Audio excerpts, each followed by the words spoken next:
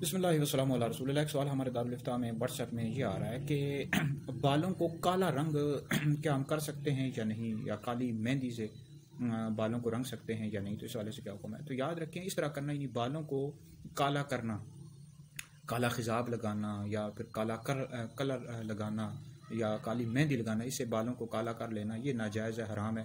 یہ اس میں مرد اور عورت دونوں کے لیے یکساں حکم ہے، یعنی مرد کے لیے بھی یہ جائز نہیں ہے کہ وہ اپنے بالوں کو کالا کرے کالے کلر سے یا کالی مہندی سے، اس طرح عورت کے لیے بھی یہ جائز نہیں ہے۔ وجہ یہ ہے کہ ابو داؤد شریف کی حدیث مبارکہ ہے، مسند احمد بن حنبل کی حدیث مبارکہ ہے۔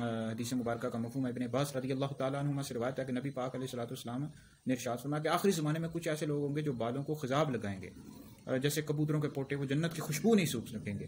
تو بہرحال اس طرح کی اور بھی بے شمار حدیث مبارکہ ہیں۔ تو بہرحال کالے کلر کے علاوہ اور آپ کلر لگا سکتے ہیں، لیکن کالے کلر کی اجازت نہیں ہے، مرد کو بھی اجازت نہیں ہے، عورت کو بھی اجازت نہیں ہے۔